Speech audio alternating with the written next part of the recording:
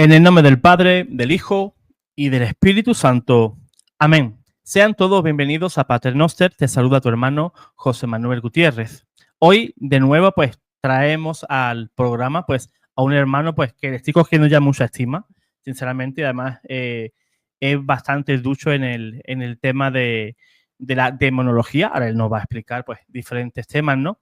También pues colabora en el Ministerio de Liberación. Muy buenas tardes, hermano Pablo. Buenas tardes, José Manuel. ¿Cómo andás? Un gusto nuevamente estar con vos en Pater Noster para hablar de estos temas tan importantes y que son necesarios para que la gente pueda aprender y tenerlo presente, ¿no? Igualmente, hermano. Pues el hermano ya es la segunda ocasión que pasa por el canal. Voy a dejar aquí en la descripción, voy a dejar el primer programa que fue más bien de testimonio, ¿verdad? Sobre su vida de fe y diferentes temas que toquemos ahí. Pero hoy el tema que nos ocupa es sobre las 6 puertas que podemos dejar abiertas o entreabiertas, ¿verdad? Al enemigo. Y quizás por descuido nuestro, pues las hemos dejado pues ahí medio abiertitas, ¿no? Y por ahí se asoma el enemigo y ya Dios en su divina providencia pues permitirá que el enemigo pues pase o no pase, ¿verdad? Pues a nuestra vida. Pues, hermano Pablo, pues me gustaría que te presentaras un poquito por si alguien no vio ese primer programa y así pues te van conociendo. Bueno, sí, como no. Bueno, yo, como bien vos dijiste, gran parte de mi vida, sobre todo en los últimos 15 años, he trabajado con varios exorcistas. Uno de ellos, mi formador, fue el padre Carlos Mancuso, que falleció hace 2 años, Dios lo tenga en la gloria, y Amén. que realmente fue un exorcista muy reconocido y muy ducho en el tema. Practiqué más o menos, participé, perdón, con él en más de 2.500 exorcismos, junto con otros exorcistas. Y bueno, él fue quien me fue no enseñando, sino haciendo partícipe de todo lo que se vivió durante todos esos exorcismos, todo lo que me fue enseñando, y en realidad fueron cosas muy, muy novedosas para mí cuando empecé a participar, pero después obviamente me di cuenta que es un tema importantísimo y que la Iglesia lo debe tener en cuenta para la salvación de las almas, ¿no? Y para el consuelo, además. Así es, porque esa pastoral, pues sinceramente, en la gran mayoría de las diócesis, ¿no? Al menos aquí en España, pues está un poquito olvidado, ¿no? El tema del demonio, ¿no? Es un temita que tenemos ahí como en el cajón, ¿no? Que no queremos observarlo, no queremos sacarlo de ahí, vaya a ser que la gente, pues, empiecen a comenzar a salir endemoniados por todas partes, ¿no?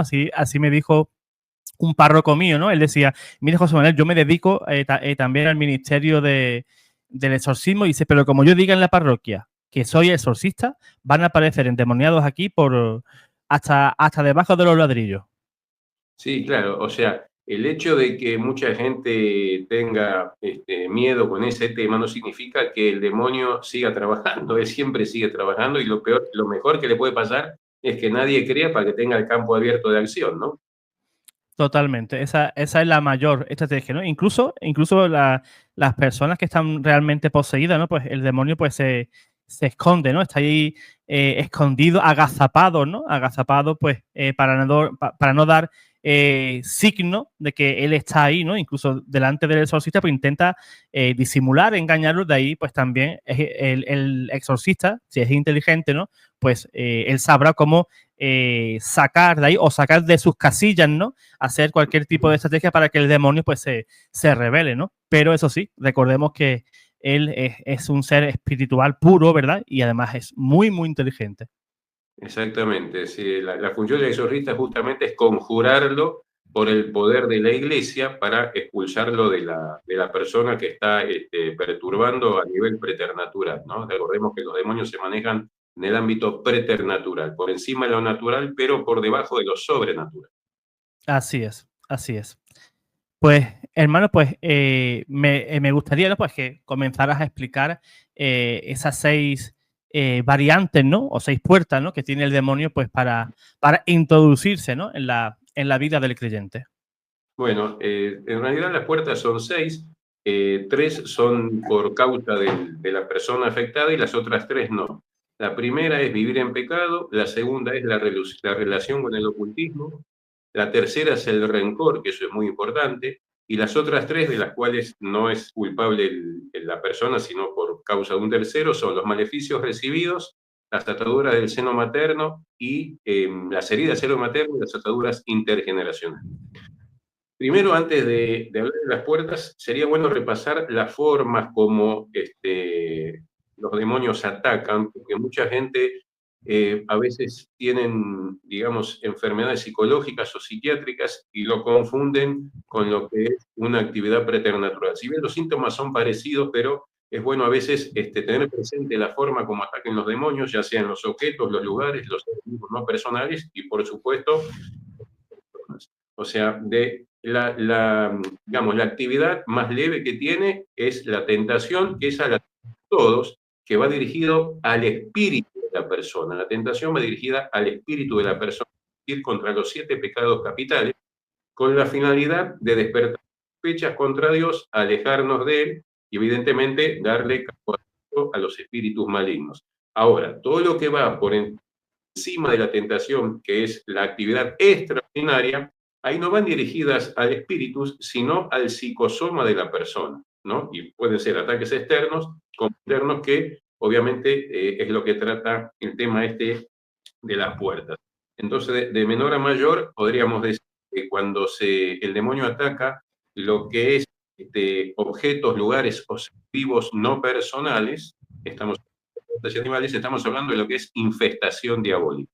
Y eso se da, por ejemplo, en las casas, en las plantas, en los animales de todo tipo, en los cultivos, muchas veces también en objetos que son conjurados que el demonio utiliza como sacramentales para atacar a la persona. Y después ya viene lo que es a la persona propiamente dicha, que es la vejación diabólica, un ataque externo contra el cuerpo de los bienes, la influencia u opresión diabólica, que es una perturbación interior, problemas relacionales, emocionales, enfermedades.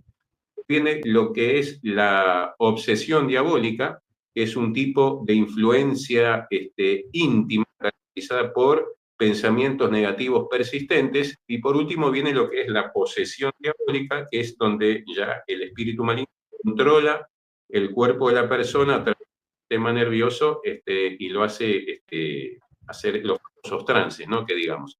Entonces, en base a este tipo de actividad preternatural es como utilizan las diferentes puertas.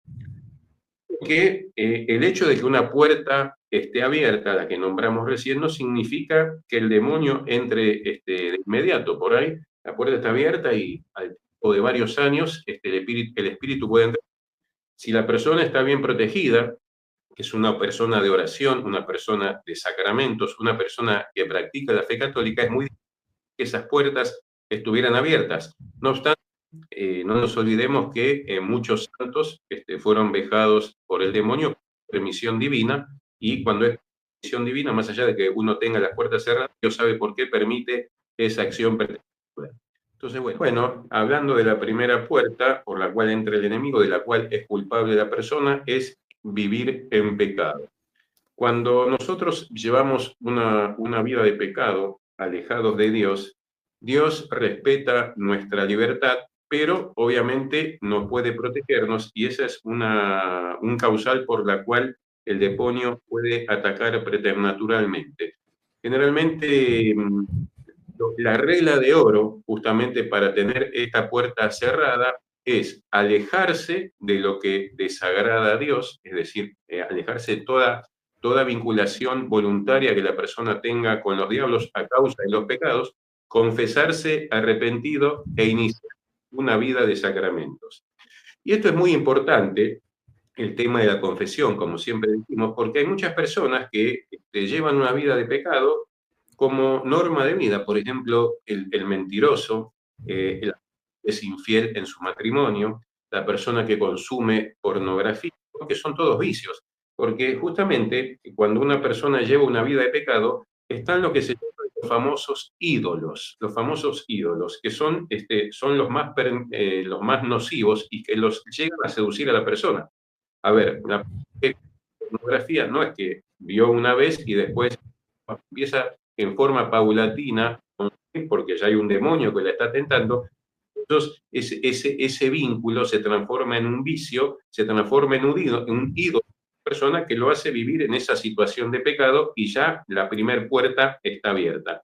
Entonces, las personas que afectadas por esta primer puerta, lo primero que tienen que lograr es una regeneración integral en su vida, o sea, un camino de conversión. Para esto es muy recomendable tener un director espiritual, ¿no? Un confesor, para que la persona pueda conocerse, ver cuáles son las facetas más dañinas que tienen en estas vinculaciones que tienen con los demonios y hacer toda una rectificación. Obviamente que todo eso de liberación lleva un tiempo, ¿no? Porque la persona está tan apegada a ese pecado que le cuesta trabajarlo, sobre todo los que son los pecados que más se cometen, ¿no? Cada uno sabe. Por supuesto que el demonio va a hacer toda la oposición posible para que no se consume esa conversión. Entonces es muy importante un director espiritual. También es importante lo que pone la persona atribuida, ¿no? Su disposición. Porque vamos a suponer que empieza el proceso de conversión, de liberación, pero llega un punto en donde la persona no está dispuesta a cambiar, vamos a suponer una acción ilícita, ¿no? O sea, vamos a ver que tiene un amante, por ejemplo. Entonces, cuando ese punto, que por ahí quizás lo ocultó, entonces el director del periódico dice, bueno, mira, tenés que corregir esto, y la persona dice, no, mira, esto yo no estoy dispuesto a cambiar. Entonces, automáticamente la liberación se trunca. Mira, vos sabés que yo estoy ayudando a una persona que está con un problema similar y donde tiene manifestaciones violentas, ¿no? Está siendo afectada por una entidad umbanda, y ese tema le cuesta muchísimo porque yo le digo, tenés que rever ese tema de la castidad, ¿no? Porque cuando el demonio se agarra de un asidero, vamos a decir, al pecado, mientras la persona persista en esa situación, no se va, no se va. Entonces, ¿qué pasa? Viene el sacerdote, le hace el exorcismo, el demonio sale porque obviamente obedece el conjuro del sacerdote, pero como la persona persiste en esta situación de pecado, después vuelve otra vez, vuelve más fortalecido. ¿Por qué? Porque no cambia de actitud. Entonces, las personas por ahí piensan que el exorcista tiene una varita mágica que con hacer la oración le soluciona todos los problemas y nada que ver. Como siempre me decía el padre Gustavo Chamorro, exorcista, que el 90% lo pone al lado y el 10% el sacerdote. Entonces, tiene un cambio de actitud, donde la persona quiera realmente convertirse y abandonar esa situación de pecado que, por supuesto, la mantiene afectada con el espíritu que la está atormentando. Pues es bastante interesante, Pablo, lo que estás diciendo, ¿no? Porque hay gente que piensa que, claro, estoy afectado, ¿no? Por el tema de una posesión, y yo pienso que eso es como ir al médico, ¿no? Te dan la pastillita, se te va la enfermedad y listo, ¿no? Sino que después de esa liberación, esa persona debe, pues, de tener una vida sacramental, asistir a misa, rezar, ¿verdad? Sí, fortalecerse espiritualmente para que luego cuando venga ese demonio, que ya se encuentra en la casa pues muy limpia, barrida, ¿no? Como explica la Sagrada Escritura, ¿no? Pues que no le apetezca, ¿no? Devolver a esa persona. Exactamente, o sea, la regla de oro para la primer puerta es alejarse de lo que desagrada a Dios, confesarse arrepentido y vivir una vida sacramental. Si yo no cumplo con esa regla, es muy difícil que la liberación dé lugar, porque a veces uno se encuentra en la cómoda, las personas se encuentran en la cómoda de no querer abandonar esa vida de pecado. Yo estoy bien así, sobre todo en el tema de lo que es sentimental, ¿no? Con los matrimonios que son infieles, cuando hay amantes, todo lo que tiene que ver con los pecados de la carne, ahí es terrible, es terrible. Como si también es muy importante los pecados que tienen que ver con la moral en lo que hace a la corrupción. Eso también. O sea, porque yo en mi trabajo tengo que hacer mi trabajo en forma honesta. Entonces, el pecado de corrupción es tremendo, es tremendo. Y hay muchas personas que por ahí no se dan cuenta y están, digamos, embebidas en ese pecado y no lo sueltan. Y evidentemente esa primer puerta está abierta. Está abierta. O sea, y son gente que van a misa, que rezan, que comulgan, pero están en esta situación, ¿no? Y es que no es que lo hagamos con sentimiento de culpa, que por ahí no se dan cuenta.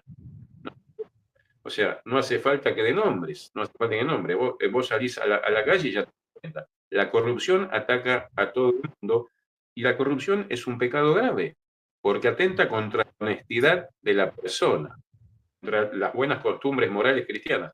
Entonces, eso también es muy importante tenerlo en cuenta. O sea, lo que hay que ser consciente que para cerrar la primera puerta tenemos que estar conscientes de que ningún pecado grave tiene que estar latente, porque si no el demonio se va a ir, ¿no? Por eso esos son los ídolos, como yo decía, que los más peligrosos son los que seducen, los que se instalan en tu vida.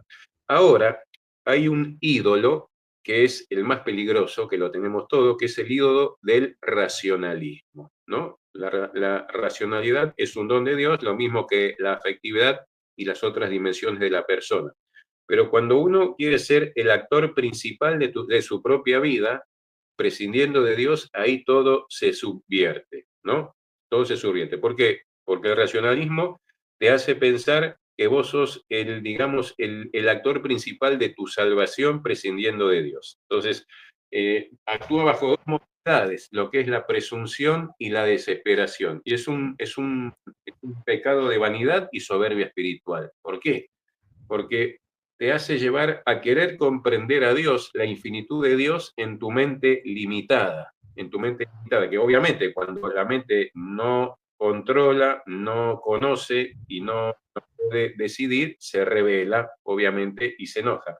Y por otro lado, te hace ver que vos podés llevar a cabo tu salvación, el demonio, ¿no? Que vos podés llevar a cabo tu salvación prescindiendo de Dios o incluso con otra religión, eso es la presunción, ¿no?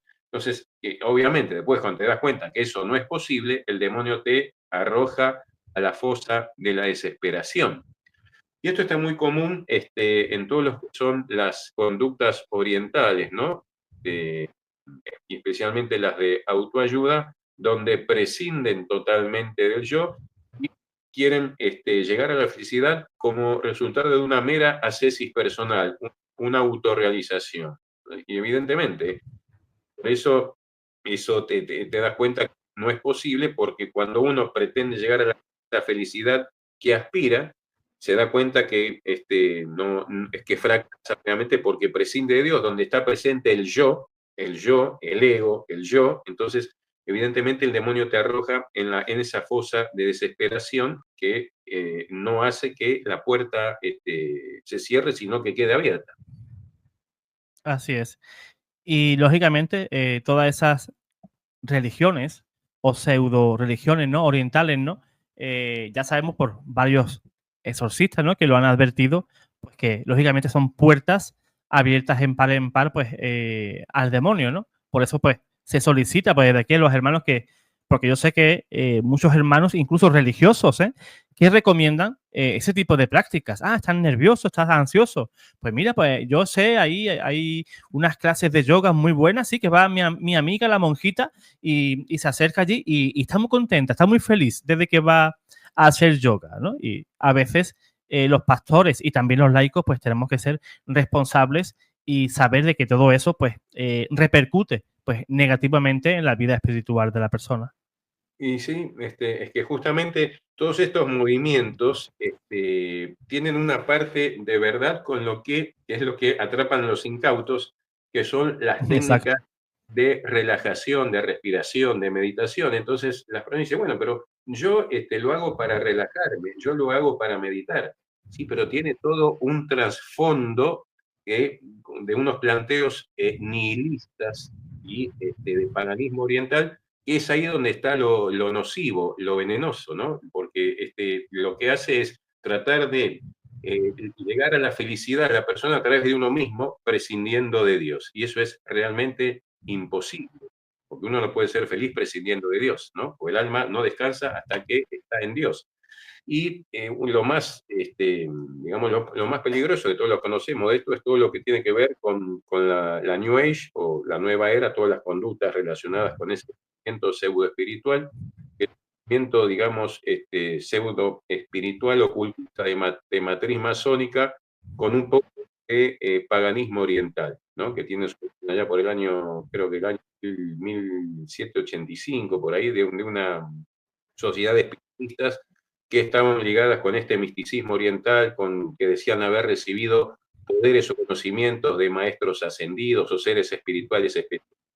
Y obviamente la góndola que te presenta el demonio es muy variada, muy vistosa y siempre atrapa a los incautos, ¿no? Porque fíjate que lo que hace al principio los movimientos es tomar a todas las religiones diciendo que todas son buenas, pues acabar con todas, pero principalmente por la católica. Y utilizan también frases bíblicas para atrapar a los incautos y después terminan negando a la iglesia, terminan negando a Cristo, a quien consideran como un profeta más, después terminan negando a los mismos para instaurar un nuevo mundial anticristiano. De la nueva era, hermano, es muy interesante porque fíjate que hay muchos hermanos que tratan de combinar, ¿no? Pues van a misa y al día siguiente pues van a hacer ese tipo de prácticas, ¿no? Como has comentado, el tema del yoga. Y como bien has dicho, ¿no? Pues ellos piensan que eso es una práctica inicua, ¿verdad? Que no, eso no afecta, sino que me ayuda, ¿no? A tener una vida interior, pues, mejor, pues me da una cierta paz, una cierta tranquilidad. Y como he comentado antes, ¿no? Que incluso sacerdotes o monjas, pues, recomiendan este tipo de prácticas cuando tenemos una práctica de meditación mucho más poderoso que eso, ¿no? Que es el Santo Rosario. Obviamente, la oración, obviamente, puede todo. Pero hay, como bien vos decís, hay parroquias donde se organizan cursos de Reiki, cursos de yoga o práctica de yoga. Eso es totalmente nocivo porque, a ver, si bien tienen una parte que es cierta, que son las técnicas de relajación, Ujú. respiración, meditación, pero tienen un trasfondo voluntarista nihilista y ahí es donde está lo peligroso, porque predomina el yo, el ego, prescindiendo totalmente de Dios. Entonces, ninguna persona puede llegar a alcanzar la felicidad o autorrealizarse prescindiendo de Dios, en absoluto. Y ahí es donde trabaja la presunción y la desesperación, porque todos chocan contra la pared. Todos chocan, el demonio primero te utiliza y cuando uno ve que va directo al fracaso, que no puede lograr esa autorrealización, lo mismo que en los libros de autoayuda, ¿no? El demonio te arroja en la fosa de la desesperación y ahí es cuando hace estragos. Totalmente, totalmente. Yo creo que recomendar a los hermanos, ¿no? Pues que estudien un poquito este tema, pues a la luz de la teología católica, ¿no? Para entender, pues, lo perjudicial que son este tipo de prácticas. Yo me he encontrado a personas, ¿no? De yo, pues, hablarles, ¿no? Y ellos pueden decir, no, pero si allí no hacemos nada malo, si allí lo que hacemos son diferentes poses, a través de la respiración, de diferentes posturas corporales, pues vamos relajando, ¿no? Y a mí no me parece nada malo, ¿no? Y pues eso es, Es que, esa es la parte donde entra la mentira del diablo. exactamente, que eso después tiene que ver con lo que vamos a ver ahora con la segunda puerta, que son las invocaciones implícitas, no explícitas, sino las Exacto, implícitas. exacto. Ese, Uno dice, ese no, punto es pero muy bueno. yo no hago nada, yo directamente me pongo en esta posición. Sí, pero que vos no hagas no significa que implícitamente no estés invocando a una deidad oriental, que son demonios también, ¿no? Que son demonios. Entonces, eso es muy importante. Entonces, bueno, como para ir teniendo presente el tema de la primera puerta, tenemos que, ¿cuál es, como dije, la regla de oro? Apartarse de lo que desagrada a Dios, confesarse arrepentido, el sacramento de la reconciliación es importantísimo, ¿no? Y siempre yo lo repito, no sé si lo dije en otro programa, no aprovecharse de la misericordia de Dios. Es decir, yo me voy a confesar y me levanto del confesionario sabiendo que voy a volver a cometer ese pecado. Eso es aprovecharse de la misericordia de Dios y la puerta no se cierra, porque tengo un pecado mucho más grave que es haber hecho una confesión sacrílega, porque no hay propósito de enmienda, ¿no? Y la vida sacramental, que es muy importante, ¿no? La comunión. Ahora, ojo con ir a comulgar estando en pecado mortal, porque hay mucha gente que desconoce esta situación y va a comulgar estando en pecado mortal, teniendo la puerta abierta. El demonio aún se agarra más todavía y no va a salir, no va a salir. Y mucha gente por ignorancia comulga estando en situación de pecado grave. Entonces, por eso digo que es muy importante que en las personas trate, en la medida de lo posible, de tener siempre un director espiritual que las vaya dirigiendo y encaminando en el camino de la santificación, para que lo menos la primera puerta siempre la mantengan cerrada. Muy bien. Pasemos a la puerta número 2, que tiene que ver todo lo relacionado con el ocultismo. Sí, vivir alejado de Dios, vivir alejado de la práctica católica, ya en sí constituye que la primera puerta se abra, mucho más lo hace todo aquello que tenga que ver la relación con el ocultismo, con el oscurantismo, porque ahí vos tenés una invocación implícita o expresa a los demonios. Como dijimos recién, por ahí las personas dicen, bueno, pero no es mi intención invocar a los diablos, pero con el solo hecho de hacerlo en forma objetiva, porque esto trabaja en forma objetiva, aunque la persona subjetivamente desconozca lo que está pasando. Entonces, vos lo estás invocando y ¿qué pasa? Se crea un vínculo o un círculo maléfico que incluso puede salir a flote muchos años después. Hay que tener mucho cuidado con las prácticas, con el ocultismo, con todo lo que es la adivinación, la superstición, la hechicería y todos los tipos de magias. ¿Por qué? Acá es importante tener en cuenta cómo está la fe de la persona, porque si mi fe está robusta, está fortalecida, yo no voy a acudir a todo lo que tiene que ver con adivinación, superstición, hechicería, ¿no? Todo lo que es esoterismo, chamanismo y otras hierbas. Ese común el común denominador de todas esas prácticas es el mismo demonio. Ahora, cuando mi fe está débil, que es lo que justamente lo que el enemigo quiere, apartarte del Señor, debilita tu fe, te puede agarrar con la guardia baja. Entonces, las personas recurren a este tipo de prácticas o bien para adivinar el futuro o bien para obtener un favor en base a la invocación de deidades que lógicamente sabemos a quién nos estamos refiriendo, que son demonios. Y eso le encanta cuando una persona crea un vínculo maléfico. Obviamente la persona no lo sabe, pero el demonio sí. ¿Por qué? Porque la ata en una dirección para después soltarlo y se destruya, ¿no? Y una vez que el vínculo se crea, pues es muy difícil de cortarlo si no hay oración de renuncia a esa actividad. Porque ya hay un vínculo. Entonces, las personas pueden recurrir, por ejemplo, a lo que se llama la magia blanca. En realidad todas las magias son, la magia blanca lo que hace es buscar favores personales, por ejemplo, fama, dinero, poder, pero sin tratar de dañar a un tercero. A contrapartida de la magia negra, que ahí sí se invoca a los a proferir un mal a un tercero por celos, envidia, venganza, ¿no? Rencor, en fin, todo eso que ya el rencor lo vamos a ver en la puerta. Entonces, ¿qué pasa? Las personas hacen estas prácticas sin saber en el peligro que de cierta manera están haciendo un pacto con una entidad física, ¿no? ¿Por qué? Porque de repente recurren a este tipo de magias o a estas prácticas que lo que hacen es toman, digamos, como socio al demonio para un objetivo determinado, que puede ser un provecho propio o el emérito o para fastidiar o perjudicar a una persona. Entonces, cuando bajo este nivel de influencia, la puerta se mantiene abierta, porque está relacionado no solo con el ocultismo, sino también con todas las personas que se dedican a esto. ¿Y cómo trabaja esto? Bueno, evidentemente, si yo voy a un adivino, a un tarotista que me tira las cartas, que me predice el futuro, ustedes son una persona. De Dios, por supuesto que no, porque lo vemos bien clarito en Deuteronomio 18, donde Dios condena todo este tipo de prácticas, ¿no? Cuando dice, cuando entres en la tierra, yo te daré, no hagas con lo que hacen esas naciones, que pasan a su hijo o a su hija por el fuego, no adivinos, agoreros, todo ese tipo de cosas, porque son abominables para el Señor.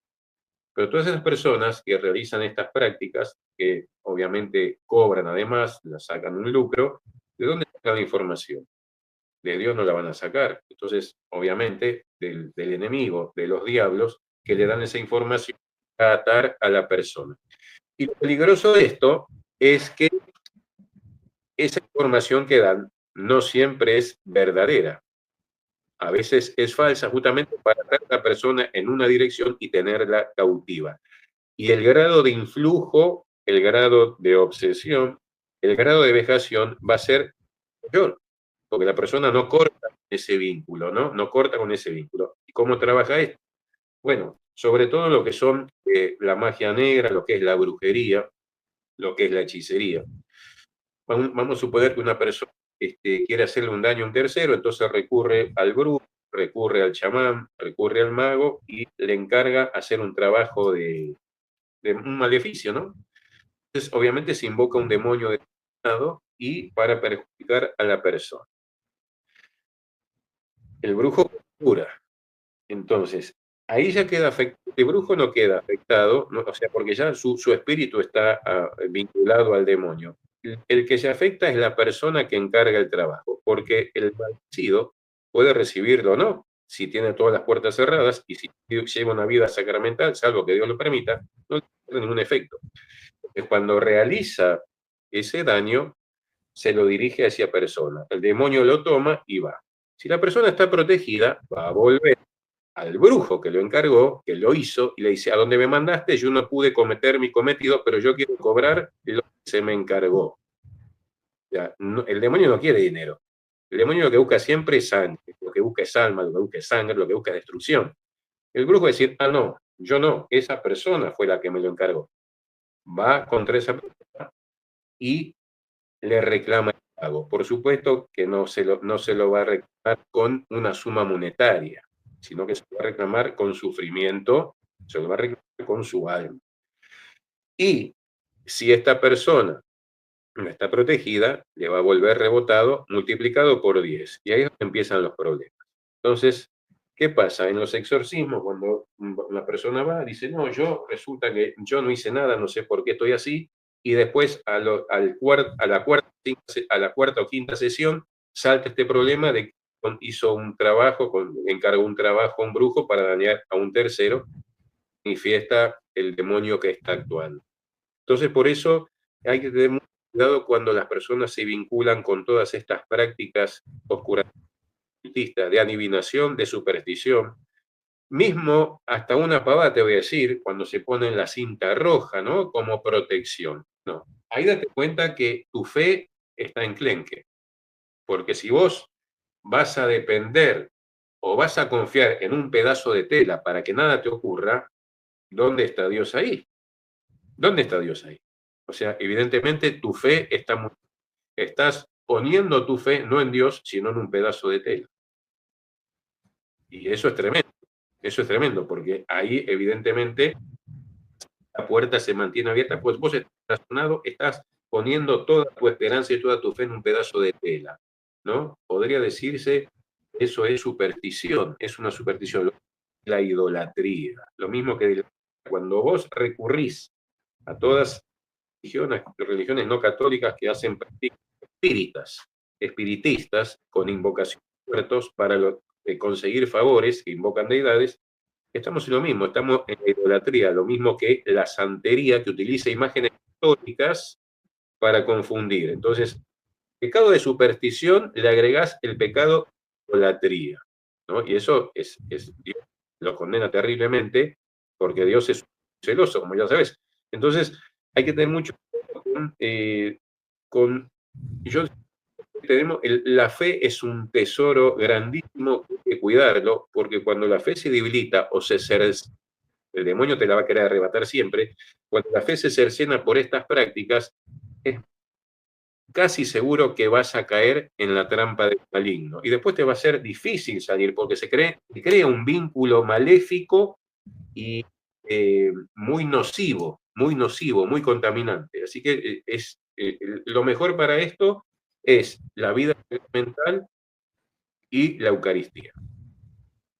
Pues para los hermanos que quieran saber la posición de la Iglesia, ¿no? Y tener un poquito, pues, la visión de la Iglesia, pueden leer, por ejemplo, el Catecismo en el numeral 2115 hasta el 2117, y ahí, pues, la Iglesia, pues, nos enseña diferentes cosas. Hay algo que muchas veces creemos los católicos y la Iglesia lo explica perfectamente en el Catecismo, ¿no? Que pensamos que podemos domesticar a las fuerzas ocultas, ¿no? Las fuerzas ocultas no están a nuestro servicio para hacernos un favor, sino todo lo contrario, ¿no? Y hay casos, hermanos, en que, por ejemplo, hay personas que cuando piensan en un brujo, pues piensan que la gente va a un brujo para pedir un mal, pero hay gente que van a pedir un bien. No, es que yo voy a un brujo que es muy bueno, tiene allí la Biblia, tiene allí la Virgencita, y yo voy para pedir por mi hijo porque está enfermito y yo pido por su sanación. Claro. Va por un buen supuesto, buena intención. Exacto, es que mucha gente, vos tenés que tener, la gente lo que tiene que diferenciar es con este tipo de gente, el que tiene el carisma o el don de sanación dado por Dios, o el que es un brujo o un chamán que obtiene el poder de los malignos. ¿Cuál es la diferencia? O sea, tenemos que marcar la diferencia porque a veces parecen que son buena gente y utilizan el poder que viene de los diablos, ¿no? Entonces uno tiene que saber.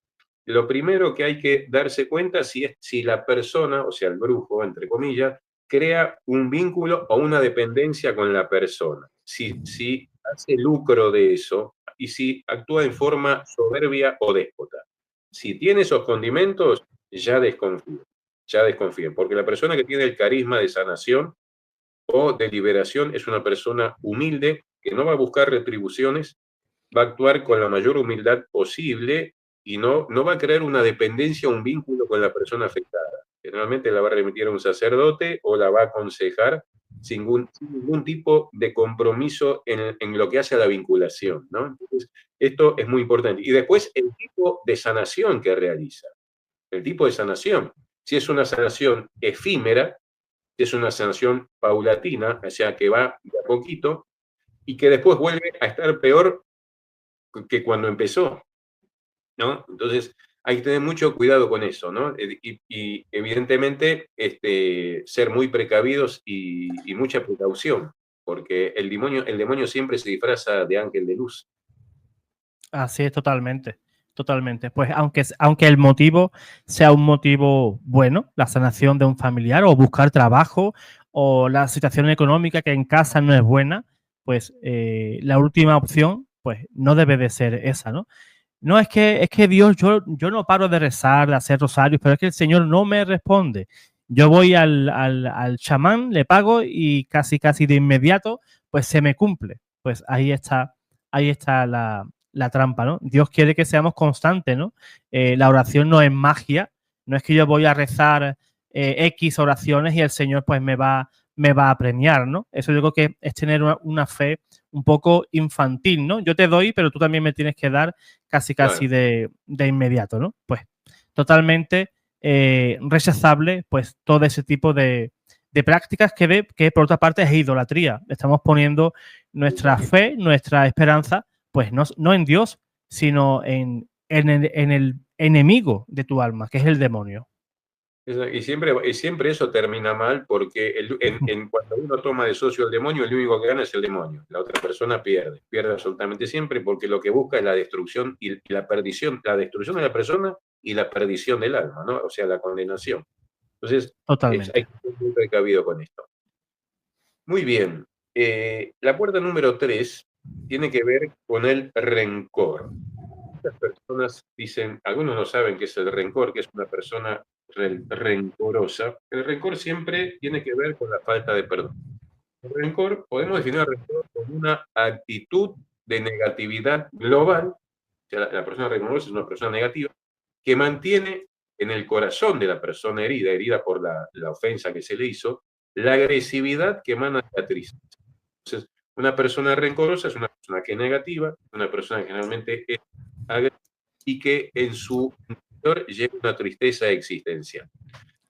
Obviamente hay los motivos por los cuales la persona es rencorosa. El primer motivo es la falta de perdón, ¿no? Entonces tiene que ver mucho en el tema del rencor, la soberbia, el orgullo y la vanidad. Esas condiciones se dan siempre en la persona rencorosa y que es la tercera puerta de los demonios porque es deleterio. ¿Por qué es deleterio?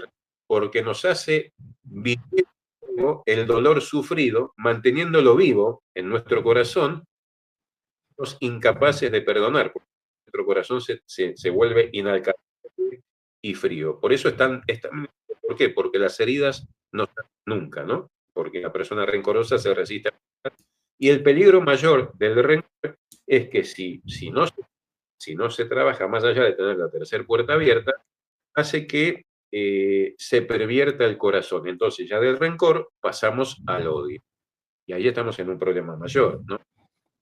Lo primero que tenemos que trabajar cuando sentimos resentimiento o rencor es el perdón. Hay un rosario que yo lo recomiendo que es muy bueno, después te lo voy a pasar, José, que muchas Perfecto. personas esta vez que pudieron acceder al perdón, que les costaba perdonar, porque obviamente cuando uno tiene que perdonar, analiza varios puntos, ¿no? La deuda de la ofensa, la reparación del ofensor, si yo estoy dispuesto a perdonar, si después puede haber o no reconciliación.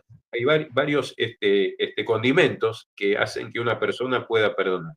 Y obviamente es un acto voluntario, con la ayuda de Dios. Siempre nosotros que vamos a perdonar lo vamos a hacer con la ayuda de Dios. ¿Por qué decimos con la ayuda de Dios? Porque el perdón es una gracia que Dios te da.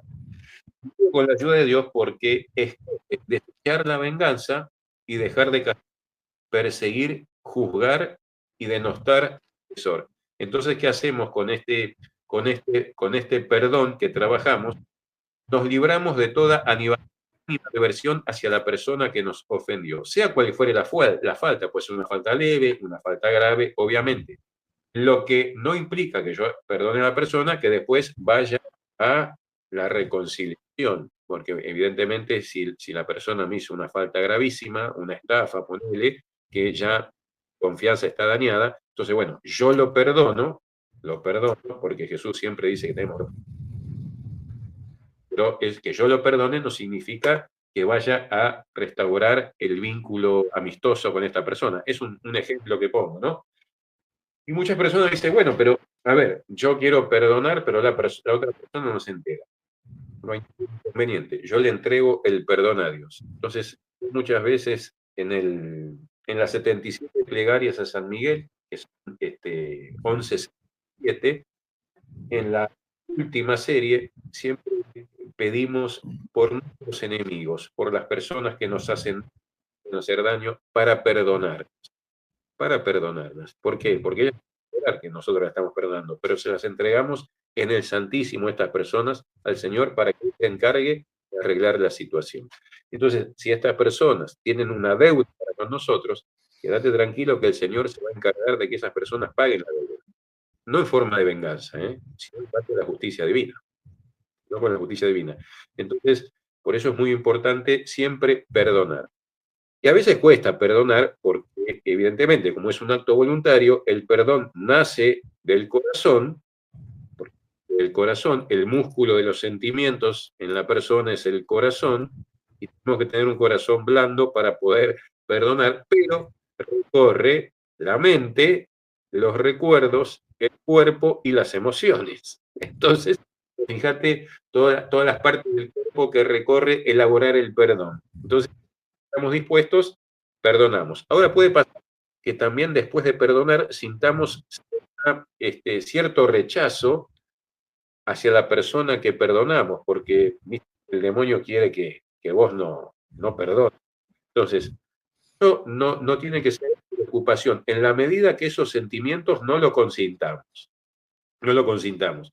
Entonces, cuando nos puesto a perdonar, tenemos que plantearnos 3 puntos.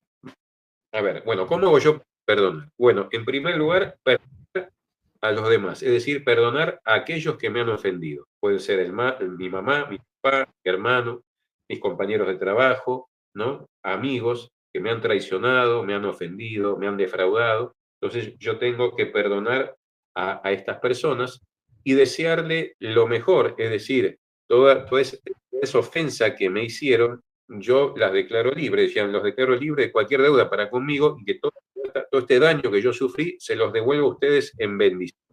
Obviamente que el demonio no va a querer que yo perdone.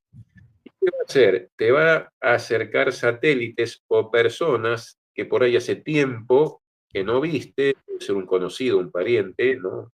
Y que te va a traicionar de manera violenta y repentina para que te vuelva el rencor, ¿no? Para que te vuelva el rencor y vos no perdones. el mejor remedio para el ataque de esa bronca que te viene es el perdón, la caridad. Entonces, bueno, perdonar a quienes me han ofendido. En segundo lugar, y esto parece medio loco, perdonar a Dios.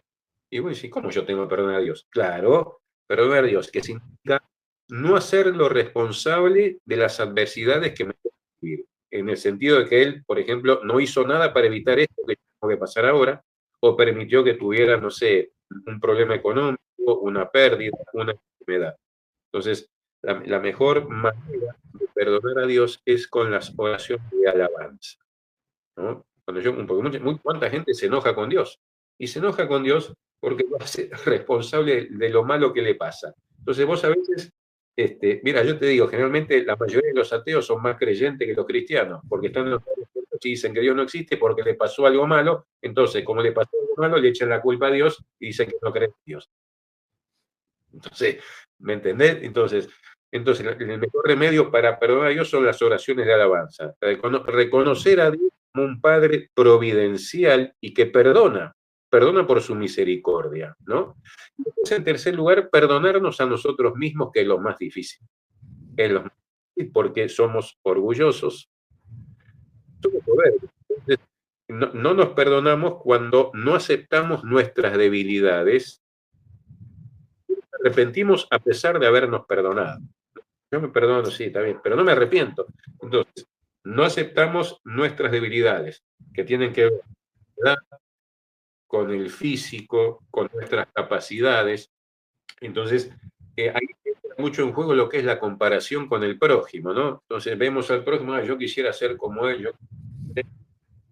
y ahí empiezan, en esas comparaciones, se germina la semilla de las envidias, los celos, y es como vienen los rencores, ¿no? Entonces, esos tres puntos son importantísimos para poder perdonar, evitar el rencor y cerrar la tercera puerta del rencor. Hay muchas oraciones de perdón recíproco, que son muy sanadoras, juntamente uno quiere perdonar o para cuando uno perdonó, pero no siente, digamos, esa paz que da el perdón de corazón.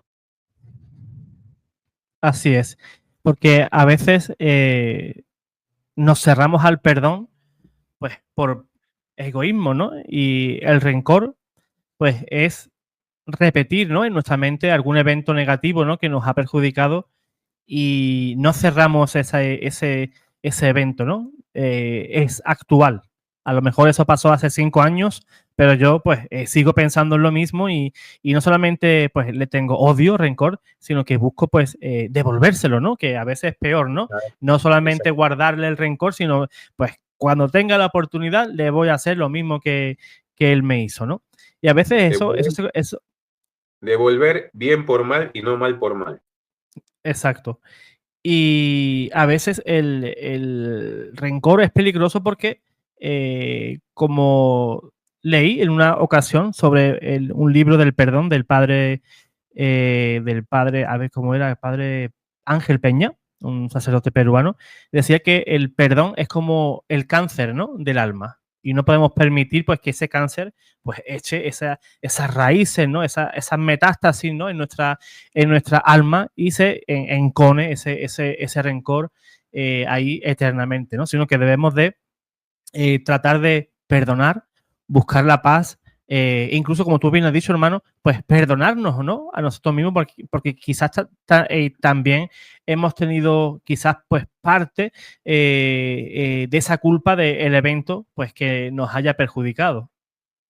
Exacto, o sea, aparte que si yo no me perdono a mí mismo, no reconozco mis defectos, es muy difícil que pueda perdonar a mi hermano, porque voy a ver en él mis propios defectos, ¿me entendés? Entonces, no voy a poder, por más que quiera, no voy a poder, pero me voy a ver reflejado en él y no voy a poder perdonar. Entonces, se genera ese resentimiento, ese rencor, que yo estoy de acuerdo y lo he vivido. A veces me ha costado perdonar a personas que me hicieron mucho daño, y que a veces lo que no tiene que uno elaborar es un plan de venganza. No, por eso tiene que recurrir a Dios. Y el mejor lugar para elaborar perdón es el Santísimo. Yo recomiendo el Santísimo. En muchos exorcismos cuando el exorcista, me acuerdo, allá en La Plata, no con el padre Mancuso, sino con el padre Gustavo Chamorro, la liberación se había estancado. Y decíamos, ¿qué pasa acá que no avanza? Entonces, el padre en un momento le pregunta al demonio, ¿qué falta para liberar a esta persona? Y el demonio habló y dijo, falta que perdone. Evidentemente, tenía que perdonar a la persona que le había hecho el daño porque quería vengarse. Entonces, el padre dijo, no, mira, si tu actitud era de venganza, no te vas a poder liberar. Trabajó el perdón, la perdonó y se liberó. Fíjese A que, ver, los que no perdonan no van al purgatorio mínimamente, no van al cielo, van al purgatorio. Los que mantienen rencor, los que mantienen las heridas de rencor, van al purgatorio, no van al cielo. Y si digamos, ese rencor se transforma en odio, es mucho peor.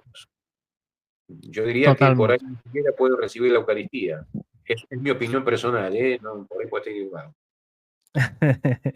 Totalmente. El hermano dijo, ¿no? Hace unos minutos atrás, ¿no? Sobre el tema de acercarnos, ¿no? A la comunión, estando confesados, ¿no? Y yo a veces, ¿no? Pues que no he podido esa semana, pues, confesarme, ¿no? Pues yo me maravillo de los santos, ¿no? Que viven a mi alrededor y solamente yo soy el pecador de la parroquia, ¿no? Pues yo animo, ¿no? A los hermanos, pues, que pasen más a menudo. Yo desde que descubrí, hermano, pues el poder del sacramento de la penitencia, pues Sí, sí. dejo muy poquito tiempo pasar porque yo no sé cuándo me va a tocar la pelona. No lo sé. Y yo quiero, si paso por el purgatorio, yo quiero tener un purgatorio muy cortito, porque allí se pasa bastante calor. Exactamente. Las penas del purgatorio no se comparan en absoluto con lo que padeces aquí en la tierra, para la información de los que de Sí, los sí, sí, sí. es Sí, así. sí. Uno dice, bueno, voy al purgatorio, estoy un ratito, unos días, me Sí, tomo un sí. café y después paso al cielo. No, hermano, no, hermano. En el purgatorio se termina de pagar la deuda espiritual que no pagaste aquí en la tierra. En el purgatorio pagas toda la deuda espiritual. ¿Sabes? El problema está que muchos dicen, bueno, voy al purgatorio. Porque mira, esto es una anécdota. La otra vez en una parroquia el padre hizo esta pregunta. Levante la mano aquel que no tiene pecado. Y vos sabés que muchos levantaron la mano. Y el padre agarró y dijo, bueno, todos ustedes que levantaron la mano, vengan acá, que saco la imagen de la Virgen y lo pongo a ustedes. Entonces, obviamente, ahí se llamaron a la reflexión. Obviamente se dio cuenta que habían cometido un exabrupto. Pero el tema está que cuando uno entra en el purgatorio, paga toda la deuda espiritual que no pagó aquí en la tierra. Y muchos dicen, bueno, voy al purgatorio, estoy un tiempito cortito y después paso al cielo. Y no es así. Cada vez que nosotros cometemos una falta, generamos deuda espiritual. Entonces, yo cometo un pecado que afectó a una familia o digamos, a varias familias, que hice daño a esas familias, y yo no solamente tengo que confesar, sino tengo que reparar el daño. Si yo no reparo ese daño, eso es deuda espiritual, que si no la reparo, me la cargo. No la pago aquí, la pago en el purgatorio. Y ahí hay toda una eternidad para pagar la deuda. No es que 3, 4 días, hay una eternidad y no vas a salir del purgatorio hasta que no pagues hasta el último centavo de deuda espiritual. ¿Verdad? Entonces, el tema del purgatorio no es algo que, bueno, voy al purgatorio, listo, ya está, me baño un poquito y sigo, ¿no? No, no. En el purgatorio pagas toda tu deuda espiritual, hasta la última gota de deuda espiritual. Totalmente. Y tratar de retribuir todo lo que podamos aquí, porque eso es quitarnos pues un tiempito en el purgatorio. Yo desde que entendí eso, pues yo veo pues mi vida de manera diferente y trato de reparar, que esa sería la palabra pues correcta, ¿no? Reparar aquí pues lo máximo que podamos, ¿no? Es como si yo voy a casa de Pablo y veo, a mí que me encantan los bolígrafos, y veo un bolígrafo que me gusta y me lo guardo. Y yo vuelvo a casa y digo, hay que ver, es que le he quitado a Pablo el bolígrafo. Pues, lógicamente, no voy a ir simplemente y le pido perdón. Pablo, me gustó tu bolígrafo, pero me lo quedo. Eso no sería correcto, ¿no? No, ¿Qué sería lo conmigo correcto? no hay Pues, problema porque tengo tantos bolígrafos, llévate los que quieras. entonces me llevo una bolsa, no me llevo uno, una bolsa me llevo. Ahora, si se trata de imágenes de santo, ahí vamos a tener problemas, porque ahí Ah, eso es pues lo que me... entonces dejo los bolígrafos y me llevo mejor aquella imagen de Jesús de la Divina Misericordia, que está precioso. Pues, Muy como bien. decía, ¿no? Pues no tenemos que dejar, ¿no?, de generar y generar ahí una gran montaña, ¿no?, de deuda, ¿no? Sino que todo lo que podamos reparar aquí en este mundo, si le hiciste daño a un vecino, pues aunque te ponga mala cara, tú ve, pídele perdón, o devuelve lo que tomaste o el daño que le hiciste, porque eso en la eternidad tiene su repercusión, aunque no te des cuenta ahora. Exacto. Es así, es así. Hay que reparar el daño ocasionado, pues si no se genera deuda espiritual. Así que, Totalmente, bueno. totalmente, Entonces hermano. vimos la puerta uno, 2 y 3, que son, son abiertas por la propia persona, y quedan las otras 3 en las cuales la persona no es responsable. La puerta número 4, y es muy importante, tiene que ver con los maleficios recibidos. Hay mucha gente que se empeña en querer destruir a otra persona a través de los maleficios, ¿no? ¿Qué se entiende por maleficio? Es querer hacer daño a la persona con la intervención de un demonio, ¿no? Entonces, hay diferentes tipos de maleficios de acuerdo al daño que uno quiera hacer y se invoca, ya sea el brujo a la persona a la cual se encarga, invoca a un demonio para hacer un daño determinado. Por ejemplo, si yo quiero obtener, destruir un matrimonio o robarle la pareja a una persona, están los famosos maleficios amatorios o amarres, con los cuales lo que se busca es destruir el matrimonio o evitar que se consuma el matrimonio. Si yo quiero arruinarlo en el económico, se le hace un entierro. Si yo quiero que no avance en su proceso profesional, laboral o sentimental, lo que se llaman los congelamientos. Los congelamientos, ¿no? Eso después te explico cómo es terrible. Si yo quiero que sufra el cuerpo, se le hace lo que es vudú.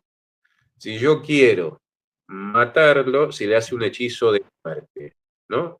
Donde se hacen diferentes, cómo se hacen todas estas cosas. Ahora, evidentemente, cada maleficio tiene una gravedad diferente y el demonio que se invoca es diferente, no se invoca siempre al mismo. Hay diferentes tipos de demonios que actúan en distintos tipos de males. ¿Y qué se utilizan para esto? Bueno, más allá de la forma para invocar o el conjuro que se hace, se utilizan pertenencias de la persona, fotografías, cabellos, ropa, de acuerdo a lo que quiera hacer, donde se mezcla esto con polvo de cementerio, se hacen conjuros, se hacen fórmulas, sangre humana o animal, y evidentemente se oculta en algún sitio, a veces en tumbas, a veces en la casa donde está la persona que se quiere decir, o en lugares ocultos para que actúe sacramental diabólico, ¿no? Entonces, una vez que el maleficio se realiza, se conjura y empieza, obviamente esto siempre con la permisión divina, ¿no? Eso está bien claro. Entonces, se afecta a esta persona. Entonces, ¿qué pasa? Si la persona, como dije hace un momento, si la persona está protegida, que lleva una vida sacramental de confesión, de Eucaristía, no va a hacer efecto el maleficio, salvo que Dios igualmente lo quiera por algo en particular, como es el caso de los santos. Entonces ahí le va a volver a la persona que lo encargó. Si el maleficio hace efecto, entonces acá es donde vienen los problemas. La persona tiene una acción preternatural del maligno por maleficio. Primero hay que tratar de determinar cuál es el origen, ¿no? Que muchas veces es desconocido, y tratar de ubicar al objeto que se maldijo con el cual, o el trabajo que se hizo para destruirlo. Pero primero tenemos que atacar al maleficio en sí. Es decir, cuando recurre al exorcista, a la persona afectada, entonces lo que se hace son las oraciones de corte, las oraciones de corte de maleficio. Entonces, ¿qué es lo que pasa acá? Cuando el exorcista hace las oraciones de corte, hay dos cosas. Por un lado, que la persona afectada centre su atención en Dios y no en lo que quiere hacer el enemigo. Porque esto es muy importante también. La persona enseguida se distrae en lo que quiere hacer el diablo en su vida y se asusta, tiene miedo, busca cómo vengarse, si conoce a quién se lo hizo. Generalmente siempre conocen de dónde viene el asunto, ¿eh? Saben, es a veces es muy poca el porcentaje de personas que le viene, pero generalmente siempre saben, me lo hizo este, me lo hizo aquel, o tuve este problema con esta persona, en fin. Lo que buscan es vengarse, cosa que evidentemente eso no está bien. Entonces, tienen que centrar su atención en el poder de Dios que todo lo puede. Todo lo puede, no aquel que me fortalece. Entonces, con el exorcista lo primero que hace es el corte del maleficio, oraciones de corte. ¿Con esto qué pasa? Dios le presenta a la persona que lo hizo la posibilidad de arrepentirse y reparar. La persona puede aceptarlo o no. Si lo acepta, todo bien.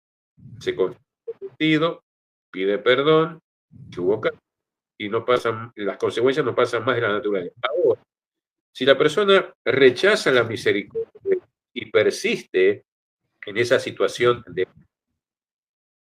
lo que hace es que se adentra más en el poder del maligno y si el maleficio era de muerte, le vuelve, por ejemplo, se le rebota y puede llegar a matarlo. O sea, porque, como siempre, como vos sabés, José, el demonio siempre quiere comprar lo que se le lado es del otro. Entonces, por eso es muy importante que las personas que por celos, envidia, odios, venganza o rencor encargan maleficios, tengan presente esto. Primero, que están muy mal porque están haciendo daño a un inocente, justamente por venganza o rencor. Y segundo, que corren el riesgo de que le vuelva rebotado multiplicado por 10, ¿no? Entonces, como dice, el que avisa no traiciona. Ahora, una vez que se corta el maleficio, lo que hay que tratar de destruir es el objeto hechizado, en el caso de que exista. ¿Para qué? Para que no se renueve, ¿no? Porque eso tiene poder maléfico. Eso tiene poder maléfico. Entonces, en la medida de lo posible, si se encuentra este objeto, hay que destruirlo. Primero hay que exorcizarlo, echarle agua bendita, enterrarlo en lugares habitados en la medida de lo posible o en corrientes de agua que no sea ni el inodoro ni la pileta como es de la cocina, porque se ataca ahí generalmente. Y nunca tocarlo con las manos. Nunca tocar con las manos, ni siquiera con guantes. Siempre con tenazas o pinzas. En el caso de que el objeto o la prenda, que es lo que está maldito, si al romperlo, el riesgo de que quede en pedacitos o que pueda dañar a la persona, se utilizan trapos para envolverlo y se lo entierra en todo este tipo de lugares. Obviamente, cuando empiezan las oraciones de sanación y de liberación para las personas que fueron víctimas de un maleficio, el demonio le avisa a las personas que lo encargaron. Mirá que empezó a hacer el tratamiento de liberación. ¿Para qué? Para que estos renueven el maleficio o hagan otro, ¿no? Entonces, es muy importante siempre atacar de raíz el maleficio para cortar el efecto, para cortar el poder.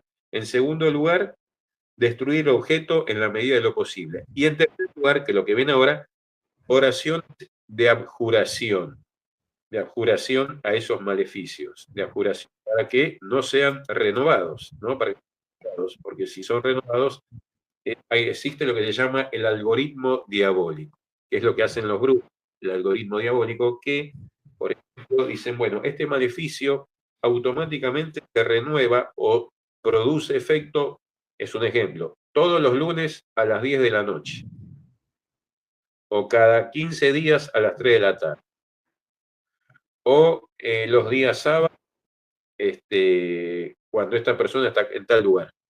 Son los famosos algoritmos diabólicos. Entonces hay que destruir los algoritmos para que no sigan haciendo efecto, ¿no? ¿Cómo se hace todo esto? Con las oraciones de abjuración y de rotura de maleficios. Porque evidentemente, cuando las personas que lo encargan cuenta que la persona está tratando de liberarse, lo van a tratar de renovar o hacer otro más fuerte todavía, invocando obviamente a otro demonio, ¿no? Entonces, lo importante para la persona, o sea, acá tenemos dos jugadores, el que lo hace y la persona afectada. La persona afectada tiene que centrar su atención en Dios y en las que el exorcista le manda. Es importante la vida sacramental de conversión y de reparación llegado el caso, ¿no? Porque muchas veces tiene que reparar por los pecados cometidos, porque muchas veces el maleficio llega también porque está abierta la primera y la cuarta, ¿no? A veces pueden conjugar, no necesariamente tiene que tener una puerta, hay personas que tienen por abiertas las 10 puertas, las 6 puertas, entonces esto hay que tratar de discernirlo muy bien. Y por otro lado, las personas que lo encargan o que hacen este daño, el riesgo que corren, porque una vez, vos sabés muy bien que una vez que el demonio entra fácil, pero para sacarlo no es tan fácil. A veces lleva años de exorcismo. Hermano, hay un tema que yo creo que es bien cierto. Yo leí en una ocasión en uno de los libros del padre Amorth, sí. Que una señora, pues en una discusión que tuvo con su marido, pues le deseó la muerte, ¿no? Ojalá te mueras y le dijo la enfermedad, ¿no? Un cáncer fue. Y al muy poco tiempo cayó enfermo su marido y efectivamente le vino un cáncer y murió. Sí, porque a veces pensamos que un maleficio es ir a un chamán, a un señor de esto, ¿no? Y pedirle pues un trabajo, ¿no? Sino que también nosotros podemos lanzar pues maldiciones, pues no sé, a tu marido, a tu esposa, a tus hijos. Sí, por supuesto. Maldecir es una forma también obviamente, de afectar a la persona, ¿no? En la Biblia muchas veces, más de 600 veces, está nombrado el tema de las bendiciones y de las maldiciones. Pero cuando uno maldice, ya la palabra salió de su boca y empieza a hacer efecto, ¿no? Y evidentemente, ¿qué pasa? Una cosa es cuando uno maldice y otra cosa es cuando uno bendice.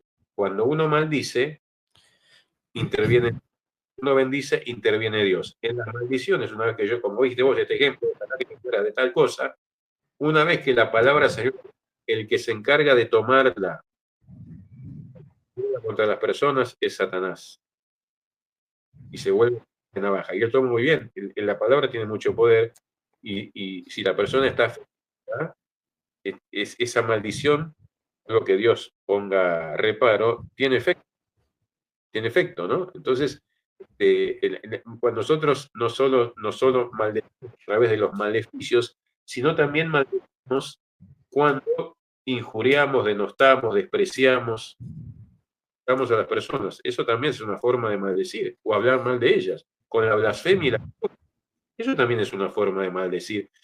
A ver, no va a ser motivo para que la persona quede poseída, vamos a suponer. Bueno, en este caso vos me decís de que la enfermedad lo tomó.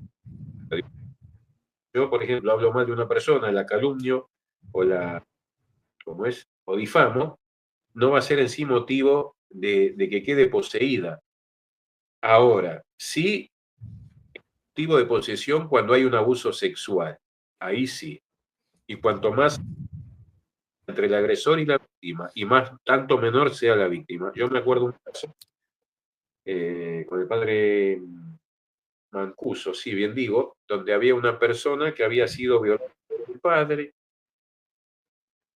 quedó embarazada, pues en la misma casa donde vivían se le hizo el aborto a la criatura. Seguida por Satanás.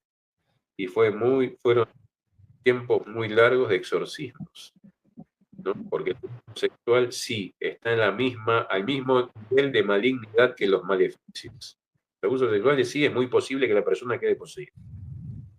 Y además, ¿cuál es el problema? Como si la persona es menor, es un niño o una niña, no tiene la capacidad de mantener la presión en el consciente y lo delega consciente. No te olvides vos que los demonios trabajan en los distintos niveles de actividad consciente, subconsciente, inconsciente, supraconsciente e infraconsciente.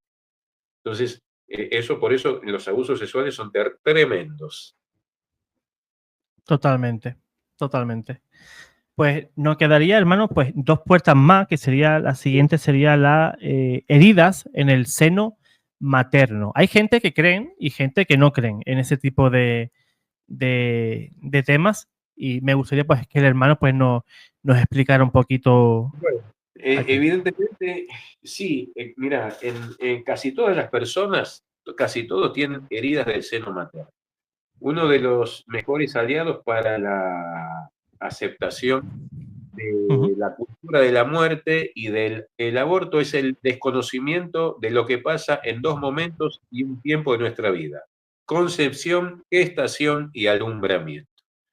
Todos llevamos una vida intrauterina y, o sea, desde el momento que somos concebidos por acción divina, ya somos personas, somos seres muy amados por Dios, seres muy amados, seres personales muy amados por Dios, y por lo tanto el bebé recibe, ¿no?, todo lo que sucede en su entorno a través de lo que llama los transmisores neurohormonales, ¿no? Entonces, vos fíjate una cosa: cuando la gestación son 7 o 9 meses, durante todo ese tiempo el bebé va recibiendo las situaciones que vive en el entorno, que pueden ser tanto positivas como negativas. La principal es la que hay momentos diferentes. Desde el momento de la concepción hasta los 15 días posteriores, o el momento en donde se conoce la noticia del embarazo, el embrión pudo sentirse solo e inseguro. Solo e inseguro porque nadie conocía que estaba ahí. Entonces puede haber recibido una herida de rechazo. Uno de los momentos más cúlmines es cuando se conoce la noticia del embarazo. ¿Cómo lo toman los padres? Lo pueden tomar en sentido positivo como negativo. Si lo toman en sentido positivo, es una alegría que también la percibe el tema es si lo perciben en sentido negativo, como, bueno, yo no estaba preparado para esto, a nivel de los padres, la verdad que esto es un problema, y ni siquiera llegar a pensar si quieren abortar. Automáticamente, eso forma una herida de rechazo. El bebé la siente como una herida de rechazo, y que lo puede condicionar durante el resto, si el aborto se consuma, lo puede condicionar sobre el resto de su vida en el nivel del inconsciente, que es lo que forma el temperamento niño, de la persona, ¿no?, durante toda su vida. Entonces, si esta herida no se sana, esa herida de rechazo, e incluso también lo que se puede pegar cuando los padres es un espíritu de muerte, que se le pega y le queda de toda la vida, que resulta que es una persona apagada, enfermiza, tímida, ¿no? Inconsciente se va formando. Hay distintos meses del embarazo donde se va formando el embrión, después pasa a ser el feto, y se van conformando los órganos. Es muy importante cada mes las oraciones que se hacen, es muy importante ver con quién se vincula, digamos, a la madre embarazada, porque hay muchos padres que han considerado al demonio desde el seno materno. Y hay muchos bebés que recibieron maldiciones, obviamente, en el seno materno, en la vida intrauterina. Y esas son todas maldiciones y heridas de rechazo que, si no se sanan, después repercuten en la vida extrauterina, ¿no?, a lo largo de toda la vida de la persona. Los momentos, como te dije, uno es el momento de la noticia del embarazo, meses siguientes hasta especialmente el tercer mes se configura el sexo cerebral, la sexualidad, y que hoy en día, antes por ahí no, pero hoy en día pueden saber de un estudio de imágenes sexo, y muchos padres por ahí querían una niña y resultó un niño, querían un niño y resultó una niña. Entonces se rebelan ante la sexualidad que no deseaban. Esto también es una herida de rechazo para el niño, que puede repercutir en su identidad sexual y especialmente también en la relación con el sexo complementario, ¿no? Y pueden ser personas con problemas para relacionarse, o que se invierten en la sexualidad cuando llegan a ser adolescentes o adultos. Entonces, esta también es una puerta del enemigo, la quinta, si no se sanan las heridas que se producen en el seno materno. Y después, a medida que el embarazo va avanzando, con las actitudes de la madre para con su bebé, porque hay madres que por ahí se preocupan muchísimo y trabajan hasta el último día de gestación, lo que puede ser interpretado neurohormonalmente por el bebé como un rechazo. Entonces, Si mi madre se preocupa demasiado, es porque no me quiere morir. Entonces ahí vienen los problemas. Se retrasa el parto o se adelanta, el bebé se pone en una mala posición para nacer o se quiere ahorcar con el cordón umbilical porque presiente una vida extrauterina como dolorosa. O todo lo contrario, si mi mamá se preocupa demasiado, es porque yo tengo que ser el mejor. Y ahí el temperamento que se gesta es un perfeccionamiento anancástico. Entonces, por ahí, cuando llega a la madurez, digamos, o a la adolescencia, si no saca lo mejor y no lo mejor, se siente frustrado. Y eso repercute después en el plano psicosomático, ¿no? La frustración repercute en el plano psicosomático y obviamente los demonios se valen de todas esas fragilidades emocionales para atacar preternaturalmente. Por eso son muy importantes las sanaciones de perdón del seno materno. Y después está el momento del alumbramiento, que también es muy importante, realmente en los 7 mesinos. Yo soy mesino. Entonces, ¿por qué el bebé es alejado de su madre y puesto en una incubadora? ¿No? Entonces, esa soledad que siente puede sentirse, puede tomar como un rechazo y también se le puede pegar el espíritu de muerte.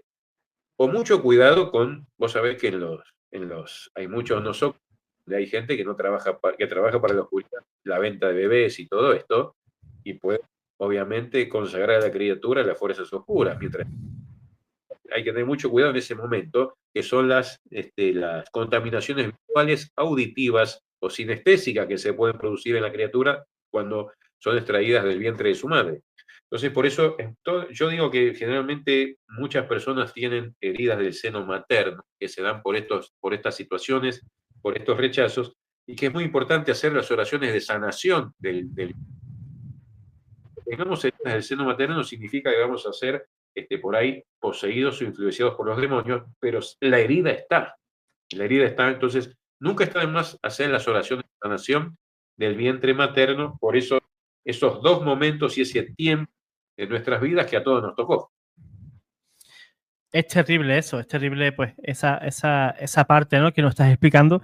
Y yo conozco un caso muy fuerte, quizás lo hable especialmente en otro programa, ¿no?, de un chico, pues que casi me has calcado casi el caso, porque nació a los 7 meses, estuvo casi, no sé si fue al menos un mes o dos en incubadora.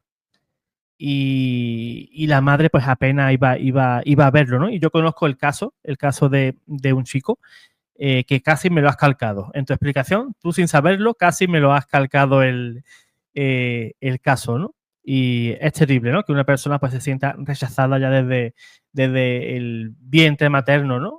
Y que a través de las discusiones de los padres, ¿no?, como tú bien dices, ¿no?, pues es que no estoy preparado, soy muy joven, necesito estudiar, esto nos va a traer problemas, no podemos viajar, no vamos a poder tener la vida que tú y yo soñamos, y lógicamente, ¿no?, pues eso afecta a esa nueva criatura pues que está en el vientre de la mamá y no es ajena para nada pues a los eventos que a él les interesa, ¿verdad? Como es el caso pues de ser deseado, ¿no?, por sus padres, ¿no? Yo creo que no hay nada más bonito pues que un hijo sea buscado y deseado por el padre, ¿no?, y la madre.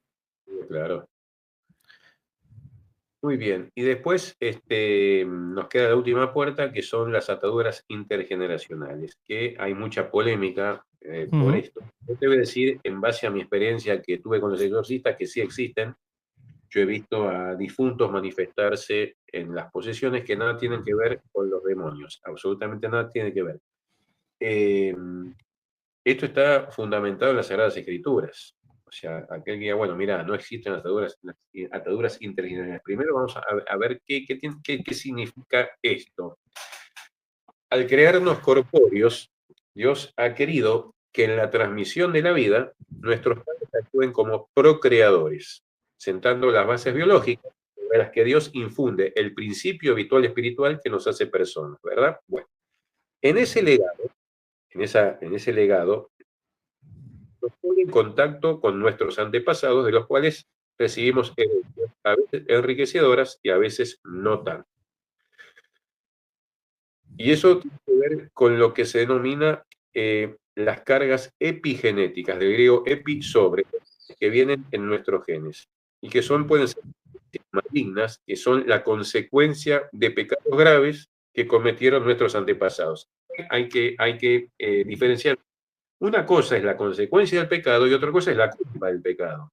Porque muchos dicen, ¿qué tengo que ver yo con el pecado que cometió mi tatarabuelo? No tienes nada que ver, pero las consecuencias sí te pueden, porque viene a través de tus cargas epigenéticas, de las cargas epigenéticas, que son defectos psicosomáticos, ¿no?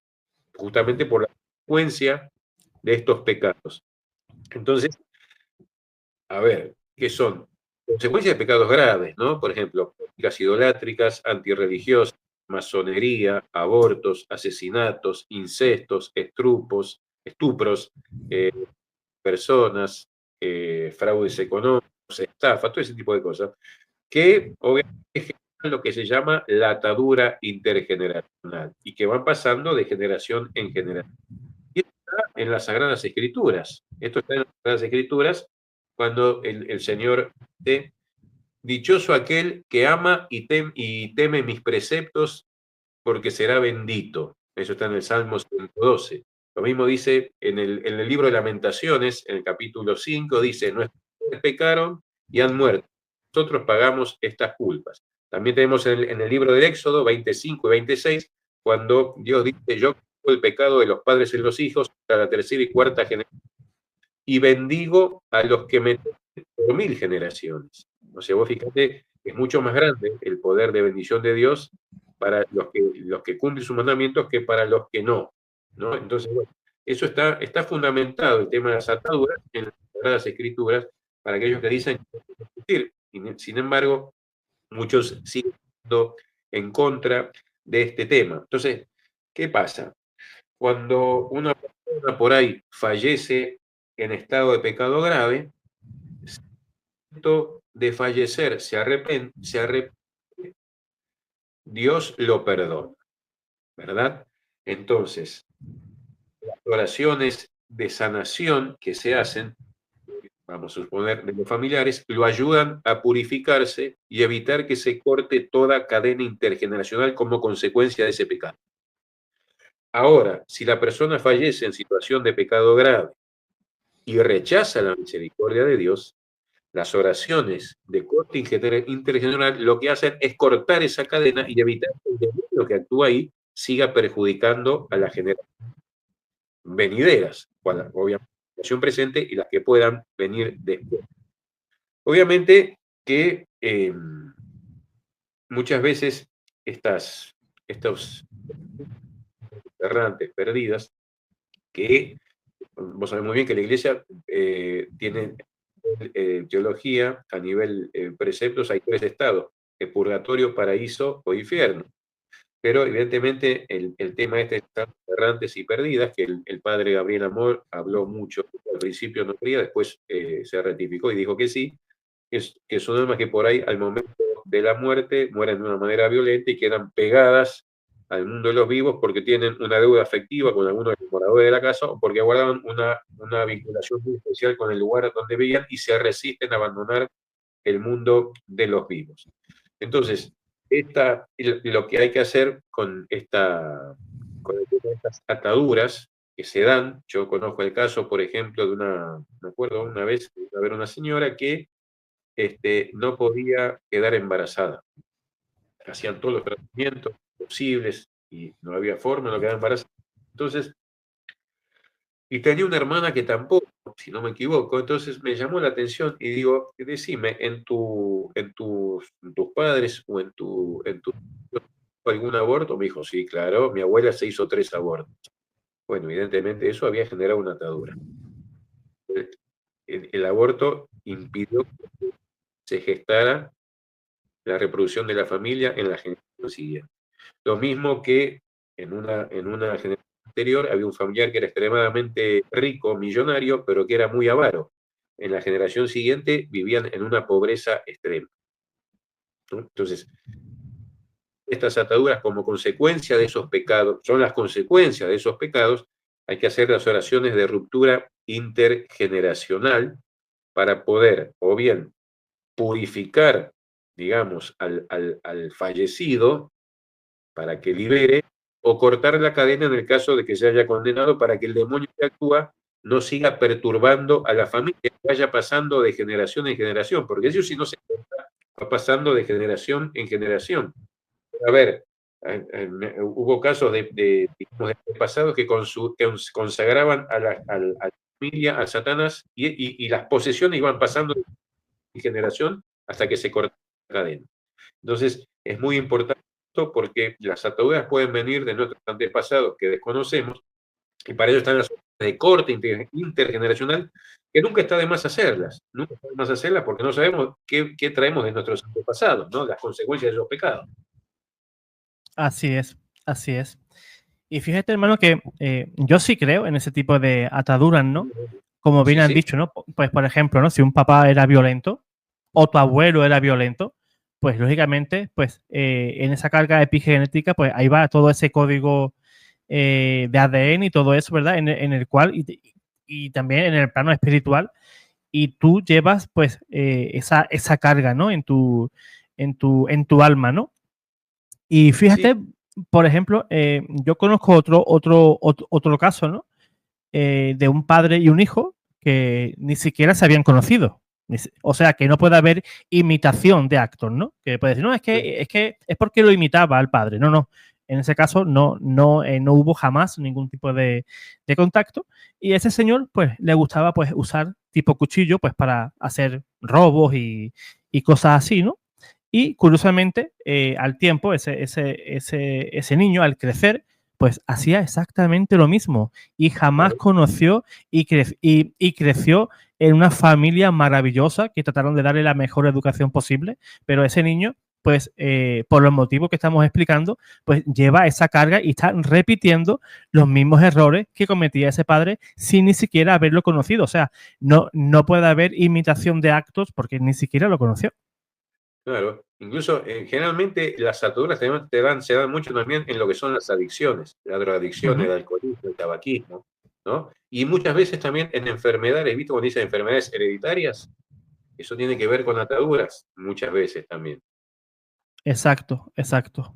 Pues ha quedado maravillosamente explicado pues esos 6 puntos que podríamos haber alargado cada punto pues para un programa completo, ¿verdad?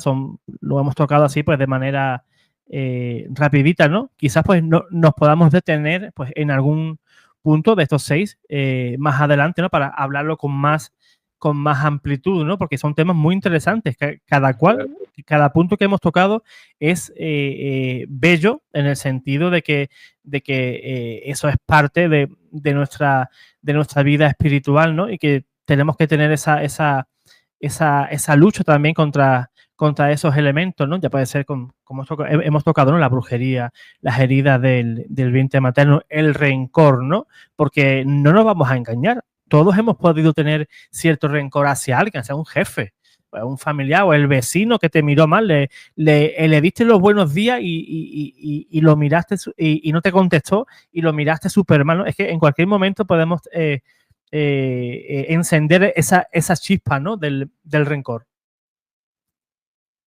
Así es. O sea, acá lo importante es tener las 6 puertas cerradas, como Bien dije. cerrada y con llave. Exacto. Lo importante es defender la gracia. La gracia santificante es un tesoro que nadie nos puede arrebatar, pero hay que defenderlo, lo tenemos que defender. Y defendiendo la gracia santificante es como mantenemos las 6 puertas cerradas. Perdonar siempre, aunque nos cueste, aunque nos duela, porque el rencor es muy deleterio, como dije. Y centrarnos siempre en el poder de Dios y no en la mentira del diablo. Totalmente, totalmente, hermano. Pues mil gracias, hermano Pablo, por haber pues hecho esta exposición pues tan buena sobre esos 6 puntos. Y te invito aquí, te comprometo delante de nuestros hermanos, ¿no? Pues para tocar uno de estos 6 puntos, ¿Sí? ¿Cómo no? me da igual porque son súper interesantes todos, ¿no? Y tocarlos pues con más amplitud, ¿no? Pues con base pues en el magisterio, podemos Sí, verlo también con la Sagrada Escritura, con las experiencias de nuestro hermano, ¿no? Que no es poca, son más de 2000 exorcismos que él ha estado pues ahí in situ, ¿verdad? Y sacando pues sus conclusiones, ¿no? Y sus pensamientos. Y yo creo que esa sabiduría pues que tiene el hermano, pues no la tenemos que dejar de pasar y aprovecharnos de esa sabiduría para que también nosotros pues nos empapemos de ella. Sí, yo solo fui un espectador que me tocó estar ahí en ese momento. Nada más, comparto lo que he vivido, ¿no? Pero hay que saber estar ahí, hermano. Cualquiera no presencia toda esa cantidad de exorcismo. Yo que tengo muchas ganas, yo que pues, no por morbo, no por curiosidad, ¿no? Porque eso, la curiosidad mata al gato, ¿no? Claro. Pero sí tengo muchas ganas de vivir un momento así, pues para yo también, ¿no? Sacar mis conclusiones, ¿no? Y tener experiencia en eso. No he tenido la oportunidad nunca. Ojalá un día se pueda presentar, ¿no? Pero no creo que yo llegue, hermano, a 2000, no creo. Bueno, mira, yo después de mi primer exorcismo me pasó algo similar. Mira, te voy a contar la experiencia de mi primer exorcismo. Fue allá en diciembre de 2011, con el padre Mancuso, obviamente. Yo te conté que lo conocí en un retiro. Y era una chica de Paraguay, una jovencita que parecía muy dócil, muy amable, muy simpática, por así decir. Pasamos a la sala donde se iba a hacer el exorcismo. Bueno, la chica se sentó en la silla, el padre le empezó a hablar hasta que empezó el ritual. Ahí era un antes y un después, porque la voz femenina se transformó en voz masculina y los rasgos de la cara eran totalmente diferentes, totalmente diferentes. No era una niña la que estaba ahí presente, ¿no? Imagínate, yo era la primera vez que asistí a un exorcismo, quedé impresionado, pero no me dio miedo, y al otro día, después la chica que terminó el exorcismo, le llevó tiempo recuperar el habla, porque había quedado muy afectada, había sido muy fuerte. Recuerdo que el otro día, a mí me había tocado sostenerla del brazo y tenía como un perfume característico, esta persona. Y al otro día yo estaba en la oficina trabajando y de golpe me vino ese aroma que yo había percibido en ese momento. Y dije, este es el aroma de esta persona, dije. Evidentemente me puse a rezar. Eso fue lo que más me llamó la atención, ¿no? Entre otras cosas. Después he visto Sí, cosas sí, que, sí. bueno, quedan para otro capítulo. Pues fíjate, pues eso igualmente podría dar pues para otra oportunidad, ¿no? Pues hermano Pablo, mil gracias por tu tiempo. Un placer. Mil gracias, te lo agradezco muchísimo pues para mostrar, ¿no? Pues también no solamente el poder del demonio, que sí, que lo tiene, pero también pues el poder y la autoridad de la iglesia y de Dios pues frente a ese enemigo, ¿no? Que es el enemigo pues del género humano, ¿no? Lo único que busca pues es arrastrarnos con él a la perdición, al infierno, y con las armas que nos da la Iglesia, ¿verdad? La Santa Misa, Santo Rosario, sacramentos, el amor a nuestra Madre Santísima, ¿no? Pues que Dios nos proteja y que María Santísima pues interceda por todos nosotros y que podamos ganar esta buena batalla, y aquel que quiere que el género humano pues se pierda, pues que se quede allí solito con todos sus demonios. Lógico. Como siempre, al demonio lo que le interesa es que no creamos en él para que tenga el campo libre. Totalmente. Pero bueno, como dice Totalmente. el refrán, el que avisa no traiciona. Aquellos escépticos o que desconocían ya están avisados. Así es, así es. Pues a los hermanos que han llegado hasta aquí, pues podéis darle like, compartir, y si sois nuevo en el canal, pues te invito, ¿no? A que también te suscribas, pues para que te llegue pues material como el video que nos ocupa hoy, y también es una manera de apoyar pues el trabajo del canal. Pues hermanos, os deseo que paséis muy buena tarde. Dios os guarde, Dios os bendiga.